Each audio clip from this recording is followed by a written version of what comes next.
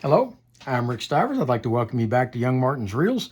Today's project, well, before I get into that, let me say it's been a week and a half since I've done a actual fishing reel video, and I'm going to let you know right now my fishing reel videos are going to be slowing down for a bit. I've got plenty to do. It's just the reality is I retired so I could spend more time with my wife, and spending 4 hours a day locked up in a room doing fishing reel videos was not really what I had in mind when I decided to retire and spend time with my wife.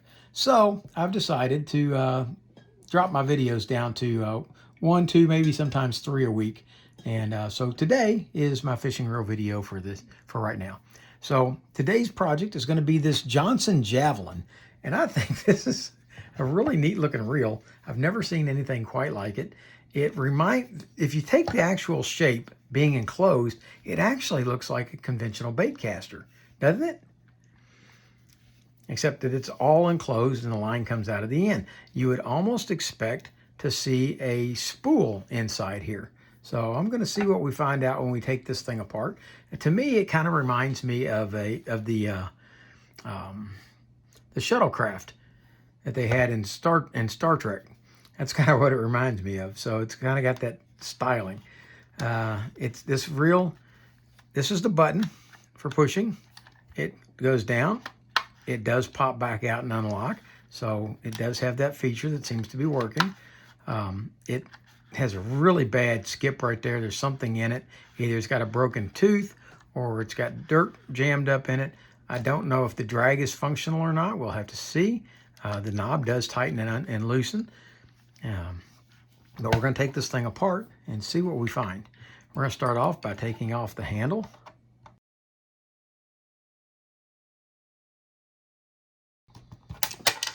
There we go.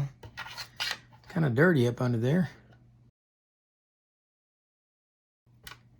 We'll be scrubbing these parts up when we get done here.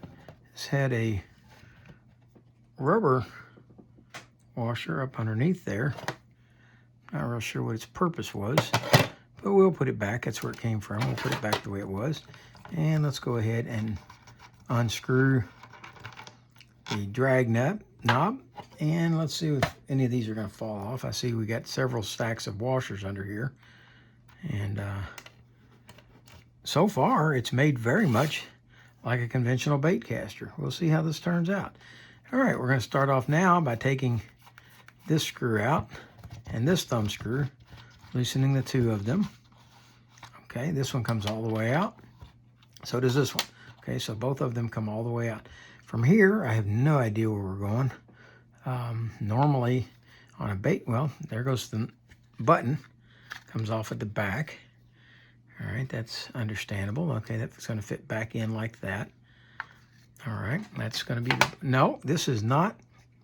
It's made inside. It's basically like a conventional reel. Okay. See if anything here comes apart. Reel is made in China.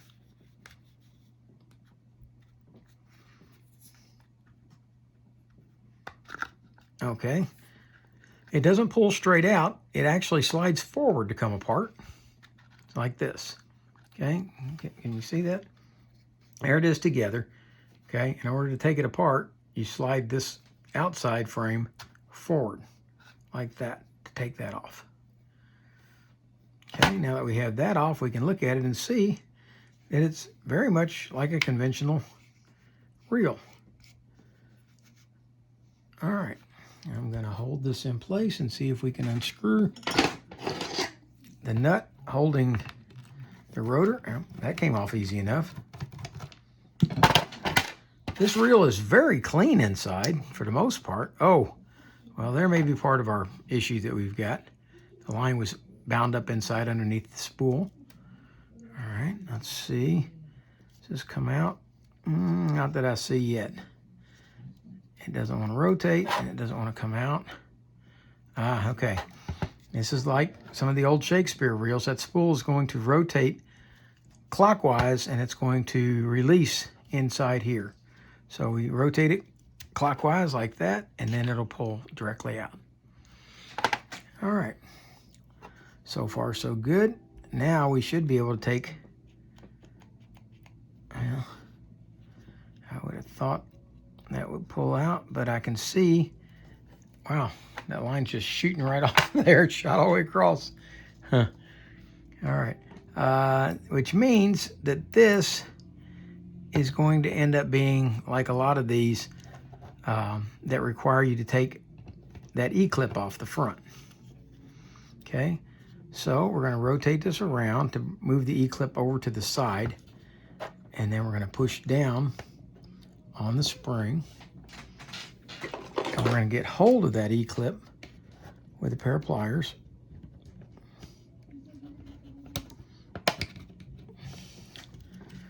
Okay, now what I'm finding is sometimes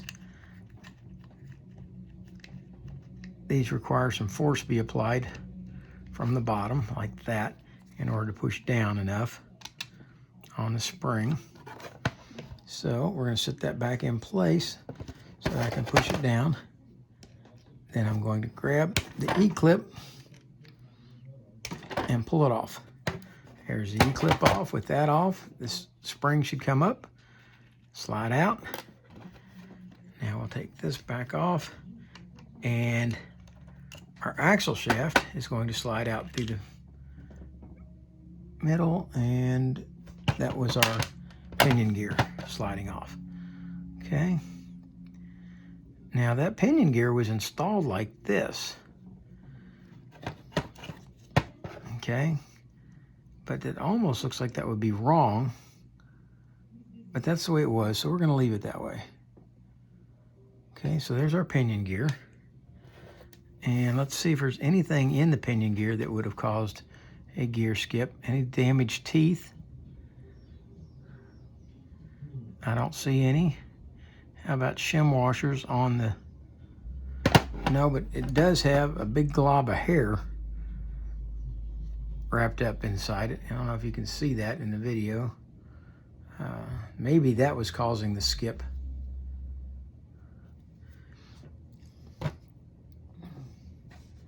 Okay, so I'll set the pinion gear over to the side. Now we're going to look at this side over here and see what we can come up with.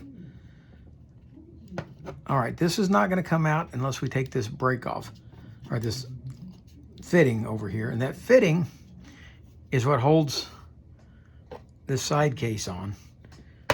But it also keeps this main gear from being able to come out. So let's go ahead, take that off.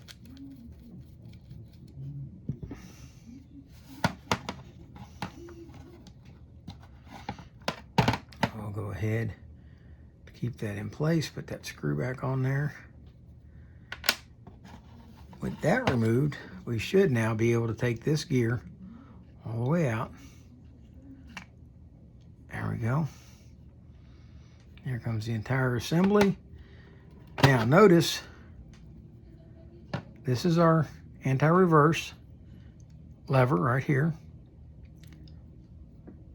And I'm going to tell you right now that that anti-reverse lever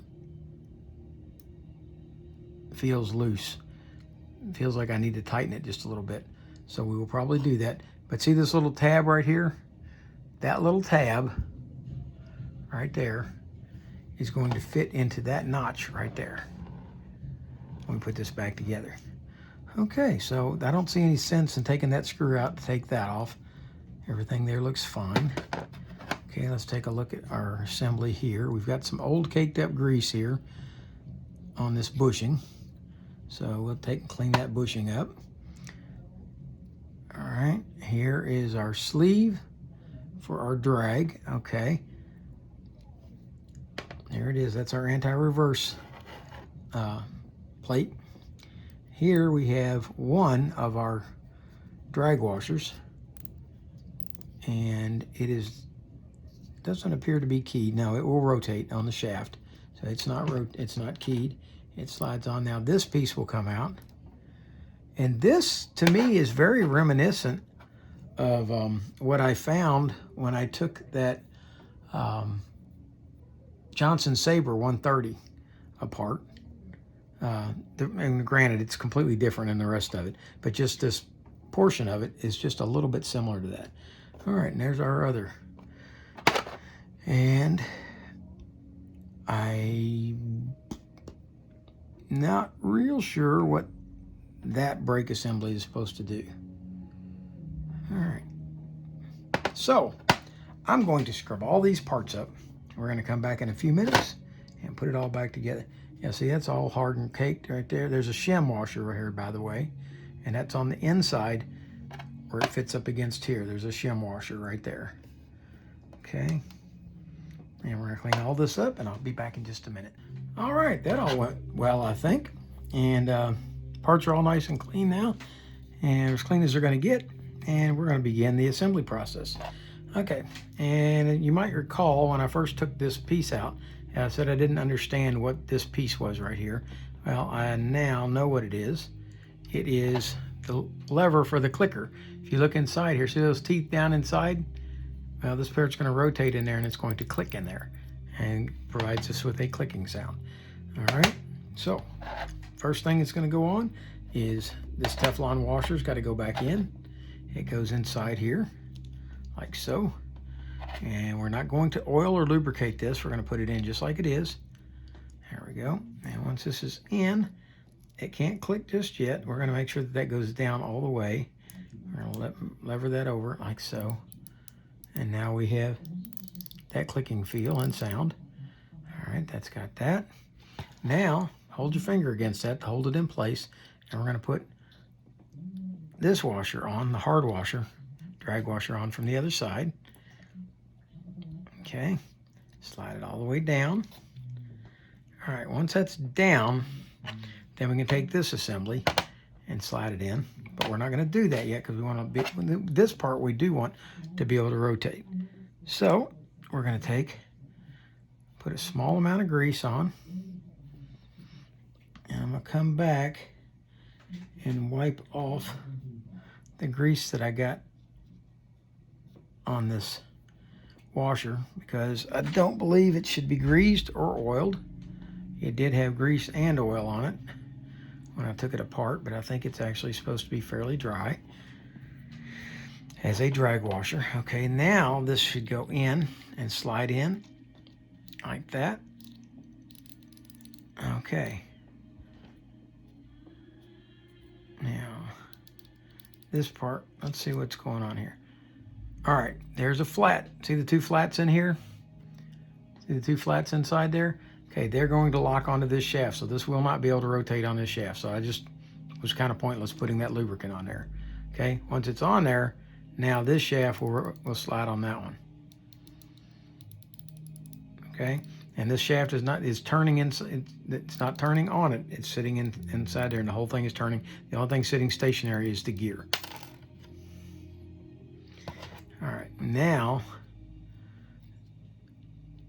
this is our anti-reverse. It goes on and it slides down, and at first I thought it needed to be tightened up, but it really doesn't. It just needed to be pushed all the way down on there. When it's all the way down, it's actually fairly snug and will hold nicely. Okay, next to go on is going to be this shim. We're going to slide that on like so. And now the part that does need to be lubricated is this shaft, because this shaft will be rotating in this bushing. Slide that down on there like so. And now we've got all of that built back up the way it's supposed to be. Okay. It's going to slide back into here. Now remember what I told you when we took it apart. This little tab right here has got to go into this keyway on the anti-reverse. So when you slip this in, slide it inside, and then make up that little keyway with the anti-reverse arm. Like, come on. Get in there. There we go. Like so. Okay.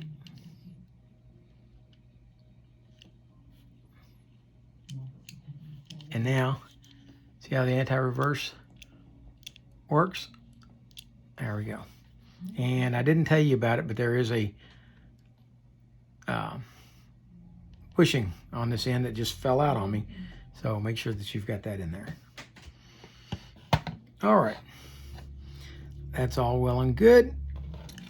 Also, I took out and cleaned this bearing in the axle. You didn't see me take it out. It was still inside there when I took all this apart to clean it. That bearing's going to slip in, and I may have to pull this back out and put the bearing in first. It's kind of looking that way. Yes, it is. Okay, I'm not going to force that. We're going to go ahead and just slip this right back out, like so. Let's fit the bearing in like that, and now we'll sit this back in. And again, don't forget that keyway on the anti-reverse.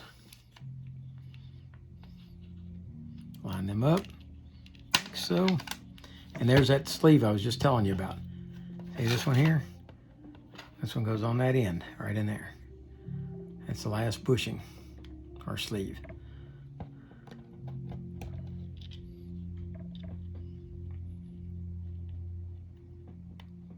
There we go.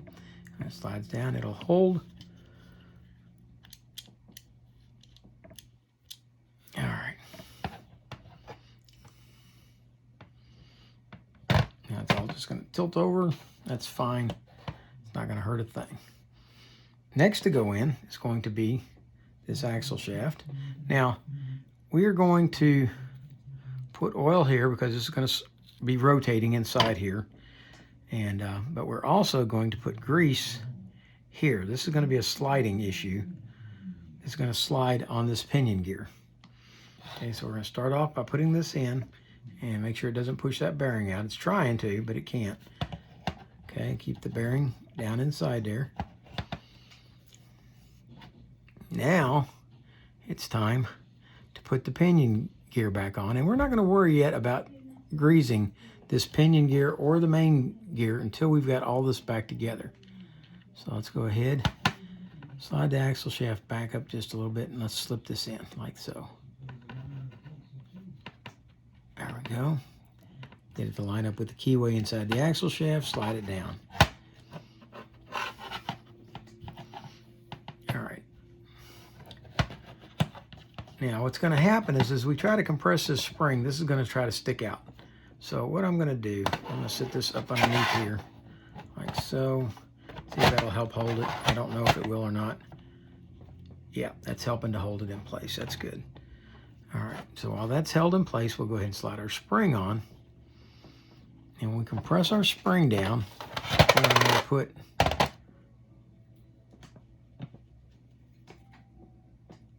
this clip back on, this E-clip. Okay, now this is not the world's best pair of pliers. They're starting to get a little misshapen on the end. So let's see if it's going to work or not, or if I'm going to have to get something else. Okay, we're going to slide the spring down, like so. We're going to line up the E-clip.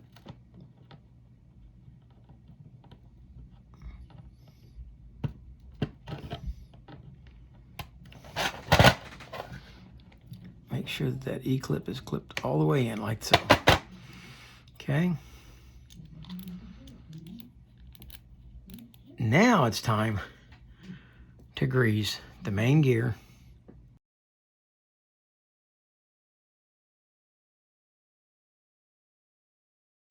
and the pinion gear. And now, even though we already put some grease on this shaft, let's put a little bit more. There we go. All right, this was coming together nicely. All right, now that we've got these two back in, we can go ahead. Remember we took this plate off? We're going to be needing it to hold the case cover back on. So slip it back into place, squeeze it down, and let's go ahead and put the screw back in.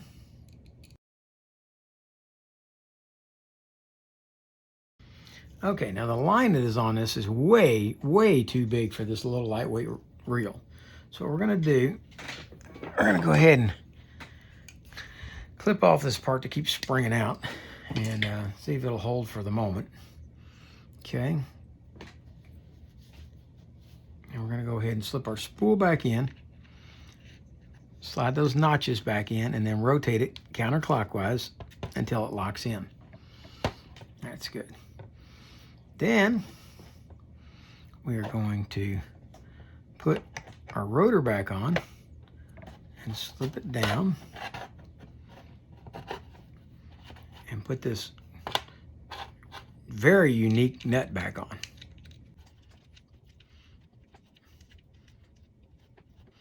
I'm thinking they paid a lot of money to have that special nut made for something that hardly ever gets seen. That was kind of different to do. All right, there we go. We've tightened that down. And I'll try to keep my fingers out of the grease this time. All right, now I think we're at the point where we can go ahead and put these two washers back on.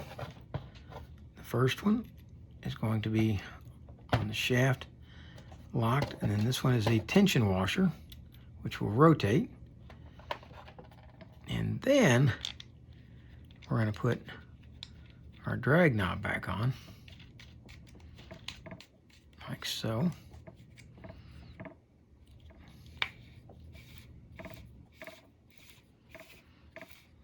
Okay, not too bad so far. And then I really don't understand why this would have a rubber O-ring here, but it did. And maybe it was just originally a bump stop.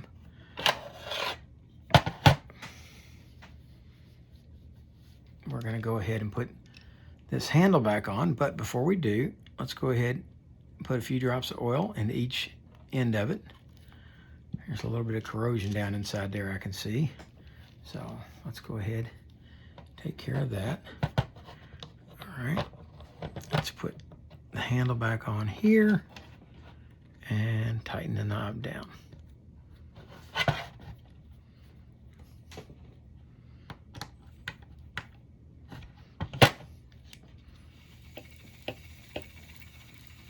Okay, well, the hiccup has gone away.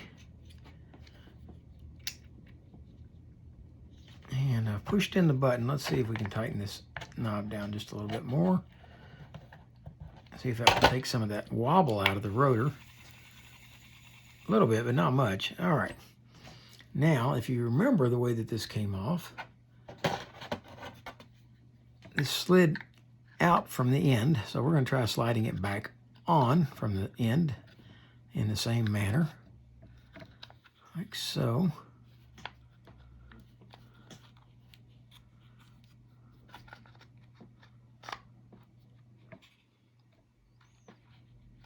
I believe that should be how it goes. There we go. Okay, so you can't start way back here. You have to kind of come in at it from a slight angle, like so. Get it, and then slide it back. All right. Then the button, and before we put the button on, let's put a little bit of grease here on the end of the button and right here where it would ride. And then slide this in. It's got a little pin right here that has to hook into this groove over here on the side. And then slide this back in like so. There we go. And then I believe these two are the same. No, they're not. One is longer than the other one. Okay, which one's going to be the longer one? Okay, the longer one goes in the bottom and the short one goes in the top. Okay, slide this in. Well, before we do that, because it's a rubbing surface, let's go ahead and let's not put that much grease on it. Take some of that grease off. That's better. Okay, short one goes in the top. Go ahead and get it to go in like so. Get it started. There we go. Don't tighten it all the way down. Let's do the same thing for this end. A little bit of grease on the shaft. Slide it in from the bottom. Get it started and screw it in. thing we didn't do. Okay. All right. We're going to have to take these back out because this isn't a simple just unscrew the end of it to get the line out. Okay, this one requires a little more thought than that. You got to take these 2 screws out and then do this whole little gyration thing here. Actually, you got to take the screw out, it looks like. Okay, and gyration, there we go. And then get hold of your line, and let's get the line fitted through the end first, like so. Because you're not going to be able to get this off just by slightly unscrewing it, like you can a normal cover. All right, now let's screw it down. Same thing on the other end.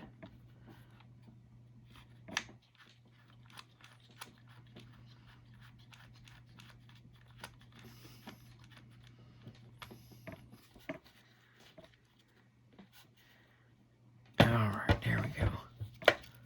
Okay, the button has not been pushed. There we go, push the button. Line comes out, although this line is way too coarse, too heavy for this. Okay, hey, that's working. Okay, and drag's too tight. Let's loosen the drag up a little bit. Oh yeah, nice. It's actually a very smooth drag. Okay, there we have the Javelin. We are ready, I think, to put the cover back on. The handle knob. There we go. And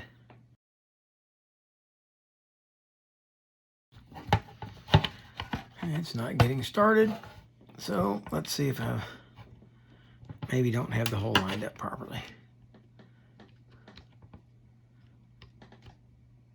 Okay, knob is just, the nut is just a hair too tight. Back it off just a scotch. There's a word you don't hear very often anymore. Some of you may have never heard it before. Scotch, that means just a small amount. All right.